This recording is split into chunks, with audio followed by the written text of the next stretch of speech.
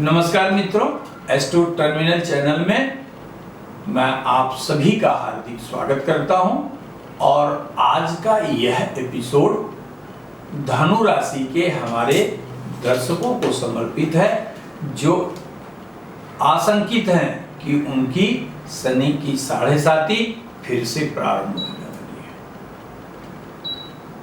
तो पहले तो हम सभी दर्शकों को यह बताएं कि शनि की 7.5 उनकी समाप्त हो गई है या नहीं समाप्त हो गई है, यह जानने के लिए मैंने लंबा एपिसोड बनाकर आपको समझाया भी था, न्यूमेरिकल वैल्यू दिखाया था कि धनु राशि के सभी जातकों की 7.5 समाप्त हो गई है। यह कहना मूर्खतापूर्ण है।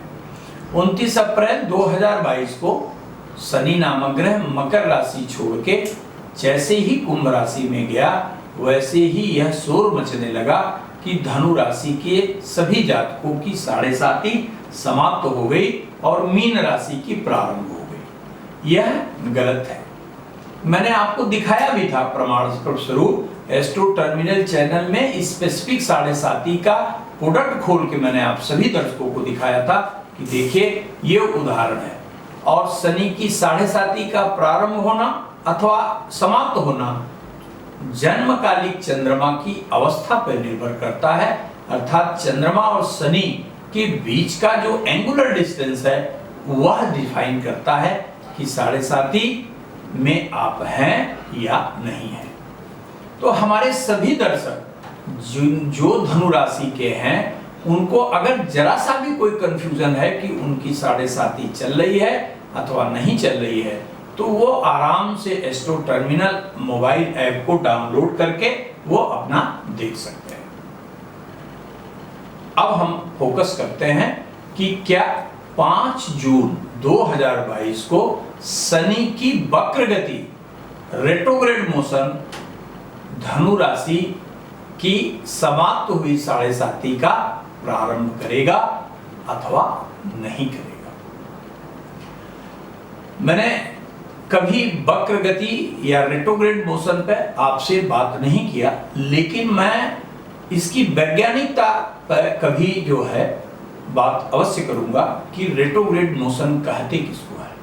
लेकिन सबसे पहले हमारे धनु राशि के सभी दर्शक यह समझ लें कि वक्र गति अर्थात 5 जून को जो शनि रेट्रोग्रेड होगा वह 13 जुलाई 2022 को पुनः मकर राशि में रेट्रोग्रेड मोशन से चलता हुआ दिखाई देगा।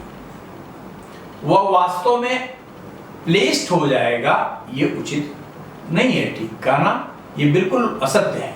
लेकिन चूंकि जैसे अतिचारी अवस्था और मंदाचारी अवस्था जैसे होता है, हर प्लैनेट के अपने एक डेफिनेट ऑर्बिटल स्पीड होते हैं और जो रेट्रोग्रेड मोशन होता है ये अपैरेंट है, आपका वास्तविकता नहीं है।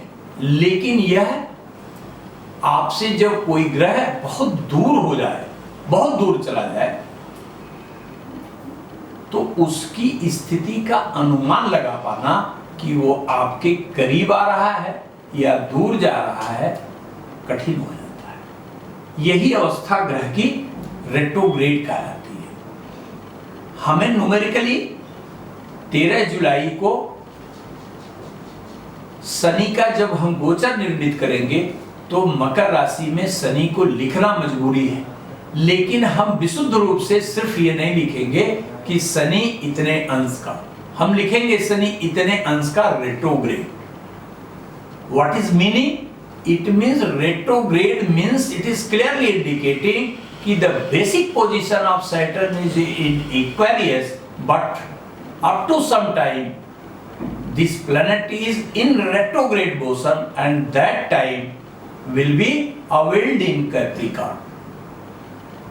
It does not means कि आपका यदि 7.5 किसी विशिष्ट तारीख को धनु राशि के सभी दर्शकों की या उन दर्शकों की जिनकी 7.5 समाप्त हो चुकी है, वह इस भ्रम में कदापि न पड़े कि पुनः उनकी साढ़े साती शनि के वक्र गति से मकर राशि में की स्थिति से प्रारंभ हो जाएगी।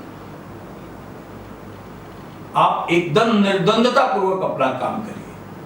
यदि पहले शनि की और चंद्रमा के एंगुलर डिस्टेंस जो शनि की साढ़े साती के लिए आवश्यक है वो समाप्त हो चुके हैं, अर्थात उन दर्शकों की जिनकी धनु राशि है और उनकी साढ़े साती फैक्चुअली न्यूमेरिकली समाप्त हो चुकी है, उनका इस रेट्रोग्रेड मोशन से पुनः साढ़े साती प्रारंभ हो जाए, यह मूर्खतापूर्ण स्टेटमेंट है। यह सिर्फ आपको डराने के लिए है, इसमें सत्य कुछ भी नहीं। बल्कि यह बात आप ध्यान रखिएगा कि वक्रीय गति से चलता हुआ कोई भी ग्रह हो, यदि वह पापाग्रह है तो निश्चित रूप से उसकी फलदायी स्थिति कई गुना वृद्धि हो जाती है। इसलिए हमारे सभी धनु राशि के दर्शक जिनकी साढ़े साती समाप्त हो चुकी है वह निश्चिंत रहें, उनकी पुनः साढ़े साती प्रारंभ नहीं होने वाली है। धन्यवाद।